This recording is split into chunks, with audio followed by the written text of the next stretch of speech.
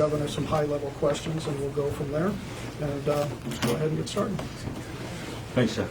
Hey, good afternoon, everybody. So I'm going to open up our budget rollout. Today is the 11th. It's due on the 15th. We want to get it done a couple days early because the 15th is Sunday.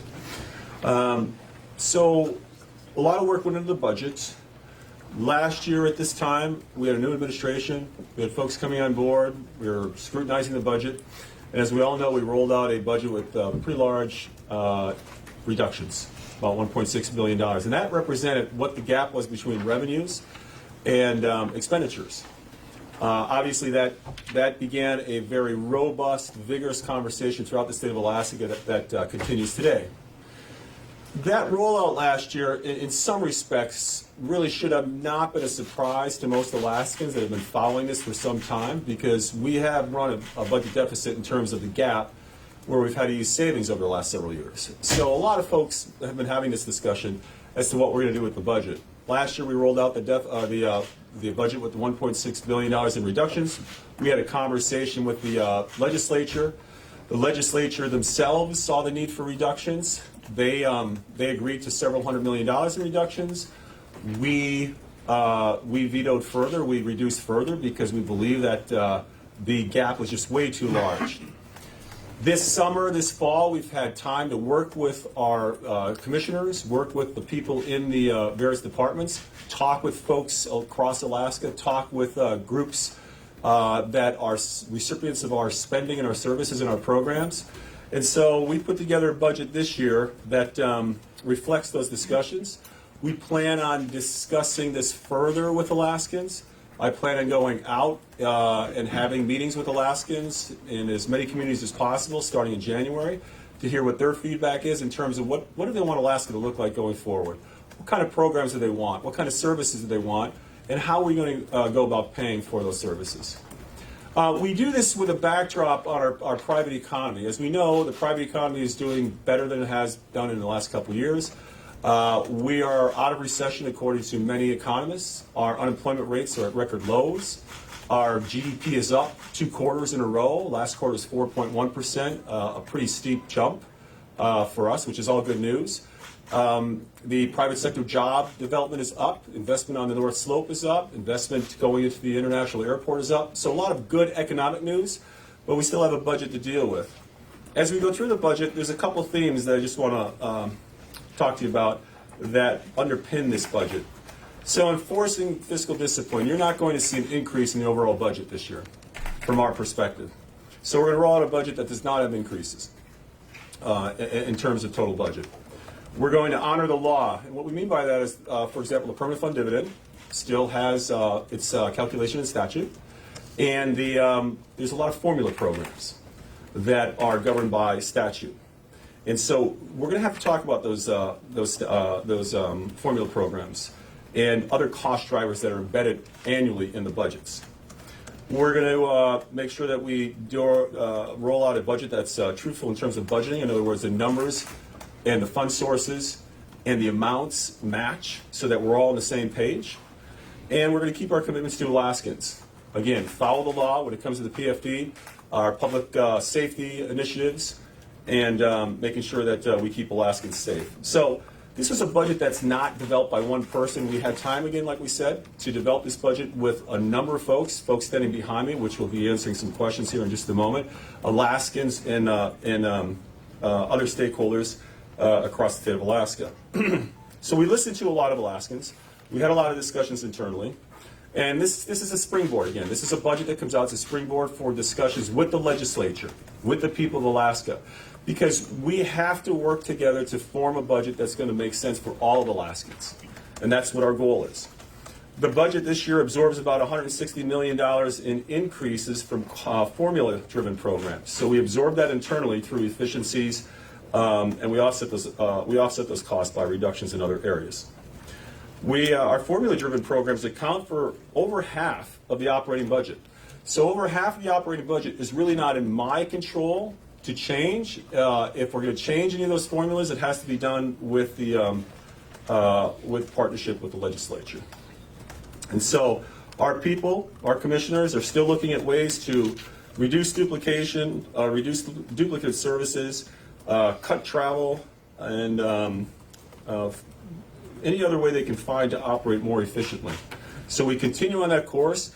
We're optimistic that throughout this year, going into next year, that we can still reduce the budget through these processes by millions of dollars, and we'll be happy to share that with the public and the press when we start going through that process.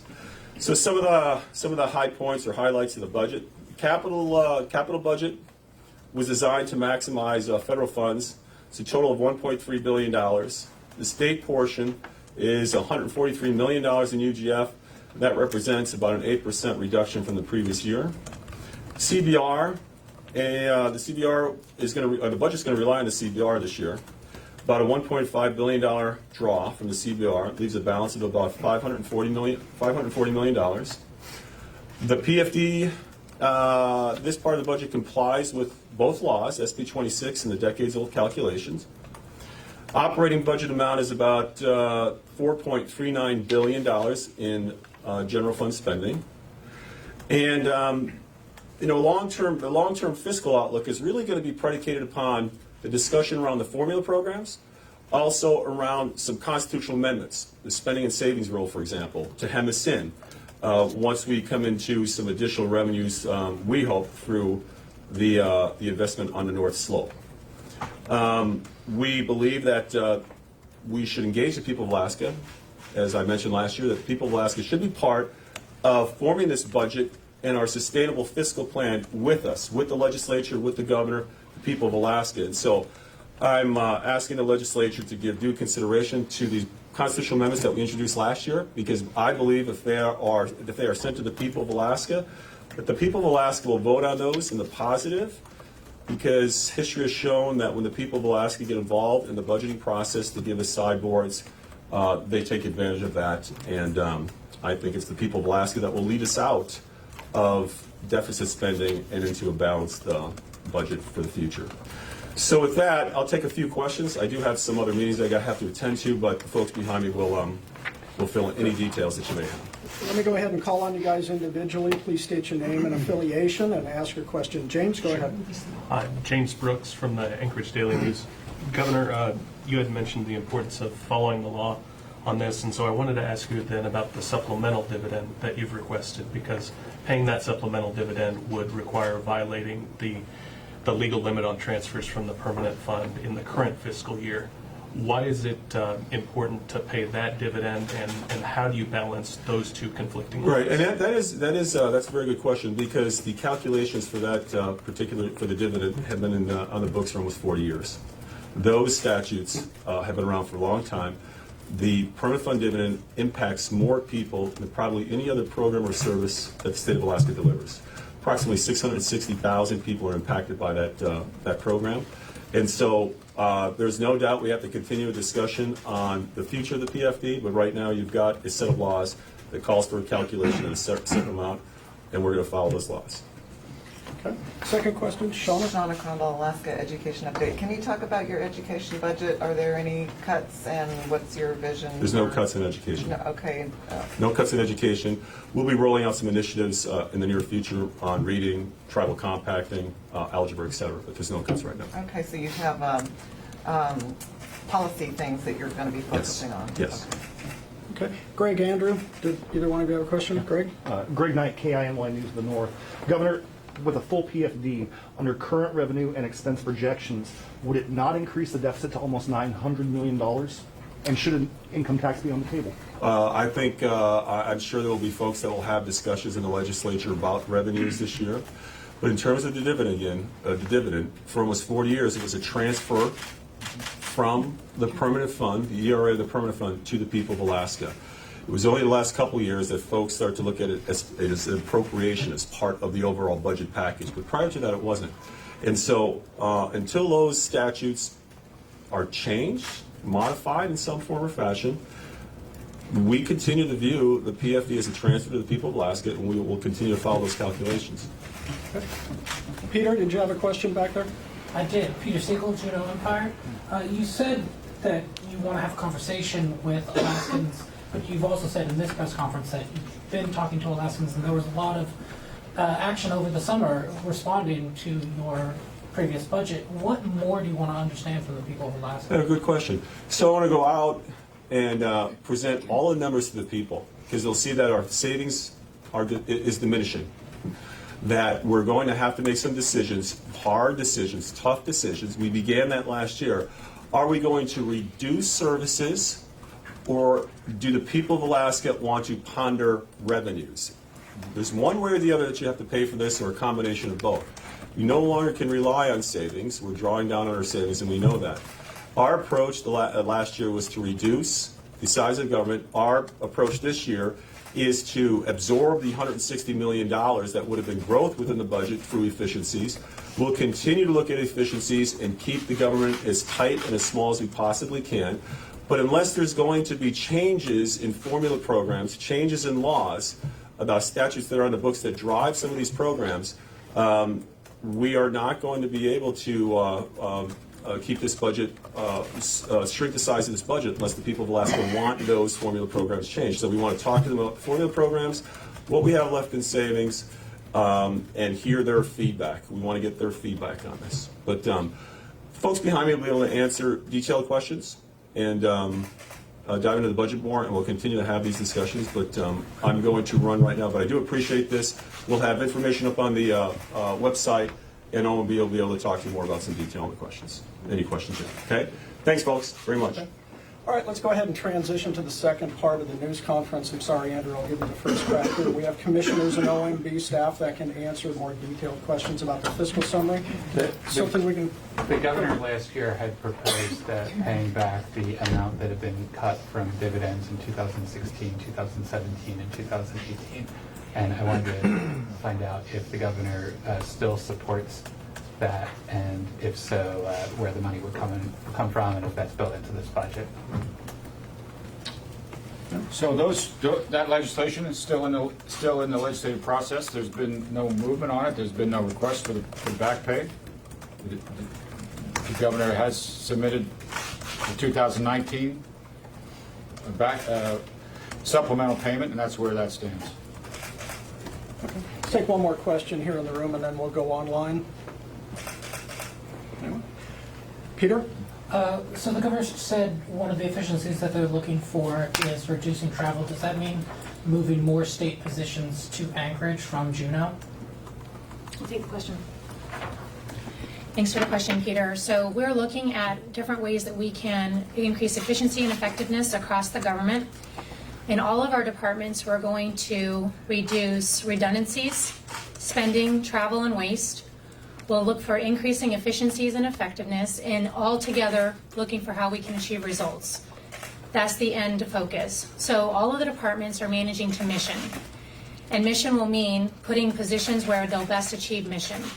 So to your specific questions, we are not looking to reduce travel by putting positions in Anchorage. We're looking to reduce travel just to meet mission. So reducing travel will end up in producing results.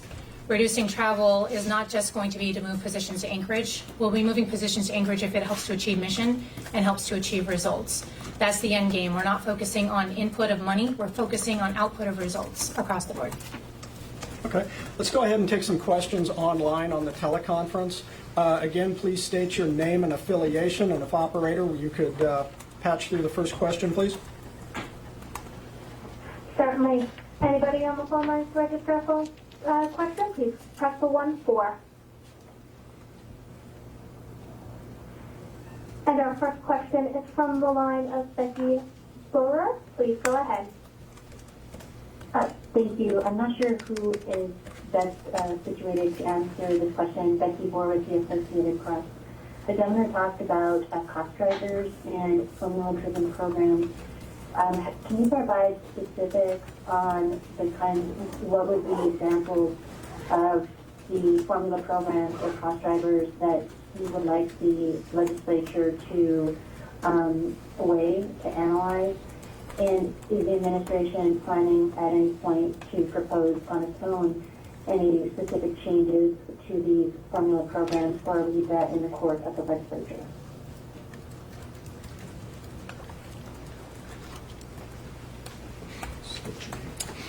Brian Fechter, Office of Management and Budget. Some of the examples of formula programs would be like Medicaid, where eligibility levels are listed in statute, or perhaps K-12, where the funding formula is based on student counts. At this time, we're not planning on putting forward any legislation from the governor's office, but we'll be engaging with the legislature this session, I'm sure. Okay, do we have another question online, please? Yes, our next question is from the line of Nat Hurst. Please go ahead. Yeah, hi. I'm not sure who's best suited to answer this question, but I'll leave this to you guys. I mean, I guess I'm struck in just briefly perusing the fiscal summary by the fact that, in contrast to last year, we're not really seeing any major, or at least not many major proposals to make major cuts to government programs. And I mean, I guess I'm wondering if someone can speak to the administration's perspective on whether this is a acknowledgement that, Alaskans delivered a message that they don't want government to be any smaller than it is, or is that a misinterpretation of what this budget says? Okay. Nat, we'll have Brett Huber, the governor's senior policy advisor, take that. Matt, thanks for the question. I don't think it's an indication that there's been a change in course by this governor. I think it's an indication that a lot of work was done last year with the legislature and through the governor's office and by the administration. I think it's also an indication that the governor believes that Alaskans are going to do a great job in helping provide advice on how they want this state to look, what services we want to provide, and how we're going to pay for them. Okay. And let's stick with the teleconference line. Do we have another question? We have a question from the line of Erin McGroarty. Please go ahead. Hi, Erin McBurdy with the Fairbanks Daily News Miner. Just in the key items of interest in the press release, I'm noting an increase in general fund spending for the Pioneer homes by about 18.3%. Does this mean that the previous rate increases for residents there is going to be going away, or are they going to stick around? Thank you. Excuse me. Thank you for that question. What that means is that as we implemented the rate increases last year and we dove into deep financial analysis of our residents, that we are still going to have these rate increases in place, but now we're getting a realistic picture of those who are living in the homes. It should be worth noting that we have as robust a waiting list as ever for individuals to get into the Pioneer homes. Okay. Let's go back to the room for another question or two. Andrew, go ahead.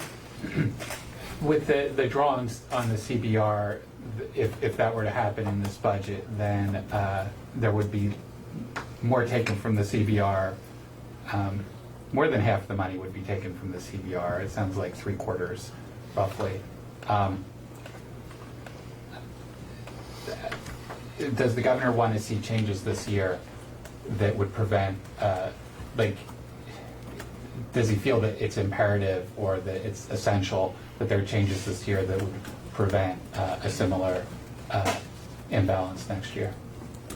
So it's a proposed budget, as mandated by the Constitution, that the governor's put a balanced proposed budget, and this budget uses the CBR. It's the beginning of a long and robust process with the legislature and the general public as we go through the next time frame to either April 15th or May 15th. So his budget proposes use of the CBR. It's been used before as a stopgap mechanism, and we know we have the revenue there, or we have the funds there, and so we'll look forward to working with the public and the legislature to make sure that the budget is met in a timely manner at the end of the session. Greg? Yeah, Greg Knight, KINY. Specifically for Department of Corrections, what are the increases going to address? Or the spending going to address?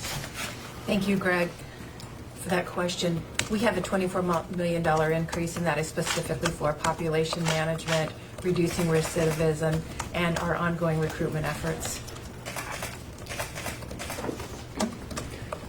James Brooks? Yeah, for either Ben Stevens or Brian. You had mentioned that you're not planning on putting forward any legislation from the governor's office. Does that include any changes to oil and gas taxes? No, as we stated, thank you, James. As we stated, there is no proposed legislation coming forth from the administration. We're going to work with the legislature to look at what the problem, how to address that revenue mechanism, but the answer to your question is not at this time. Okay. We have one more question from the room, and then we'll go back online. Looks like no takers. Operator, let's go back online and take another question or two. Our next question is from Sean McGuire. Please go ahead. I don't know who this question will be directed to, but I'm looking through the department summaries, and there's spending here for special appropriations that last year was $863 million. It's now tracking down to $70 million. I was wondering if someone could explain what that cut would entail. Repeat it. Sean, could you repeat that question again, please? So in looking at the department summaries, there's spending in the 2020 budget for $863 million for special appropriations, but in the governor's proposed budget would be $70 million. We're just trying to work out where that cut would come from. Yeah, that's oil and tax credit bonds is what that is for special appropriation. So that answers that question. Yeah.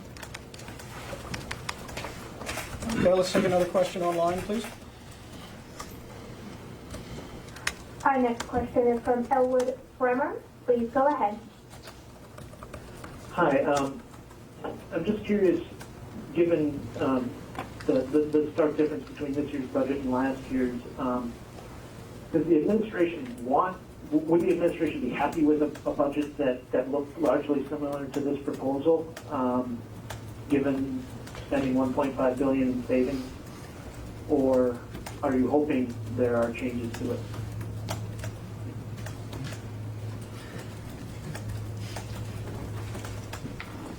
Yeah, that's an interesting question. Now, I'm really not quite sure there's an answer for that question.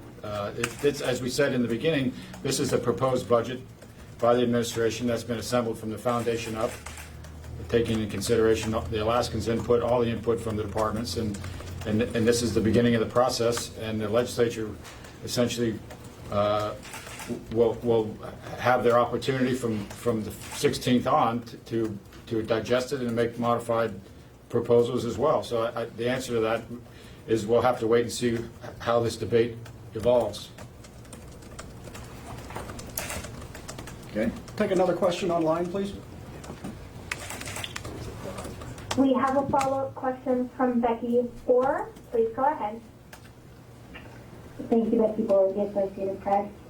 For Brian or for Mr. Stevens, is there, given the amount of money that would come out of the CBR, is the amount that would be left over a comfortable, I guess, shock absorber? And were details also released today for any supplemental spending for 20 that would include any of the Medicaid projections that might have fallen short?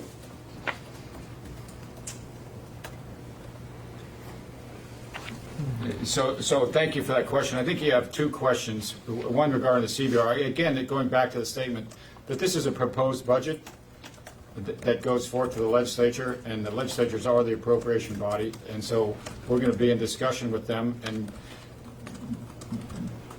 we don't know what that final number is going to be with the CBR. There's lots of variables that need to be addressed before the final budget gets signature from the governor. Your second question about the supplemental, could you repeat that? Were details released on the supplemental today as part of the documents? I'm wondering in particular what we might be looking at for supplemental when it comes to Medicaid spending. So the supplemental numbers are what OMB projects as the likely supplemental number. We wanted to build that into the projection, and for the general public and for the legislature to get an understanding of what we think will be the likely number for that supplemental request. And so the answer to that is there will be detail on the OMB webpage that you can find for that, yes. Okay, we got time for one more question online, please. And we have a follow-up from Matt Hearn. Please go ahead.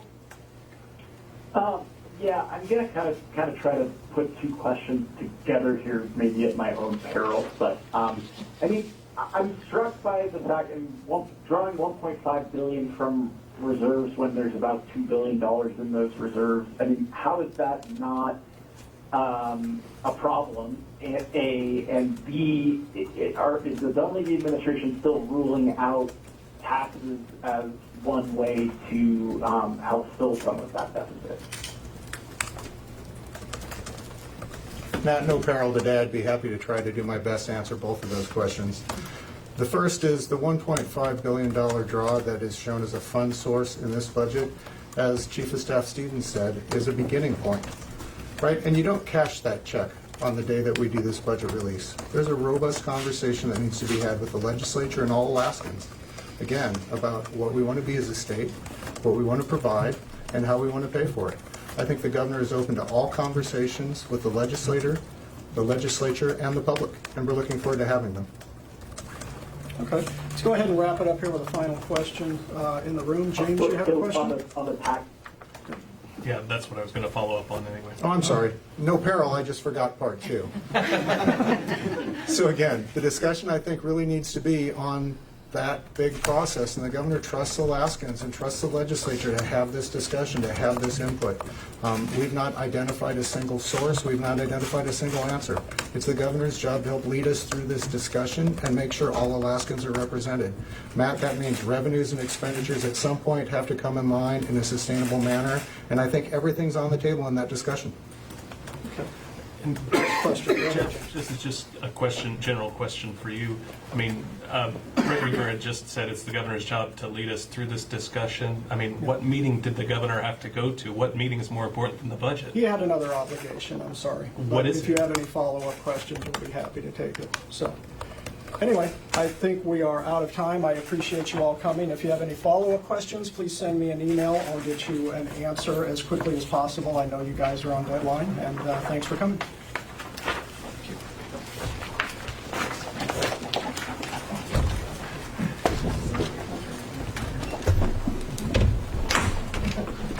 Operator, you may end our teleconference now.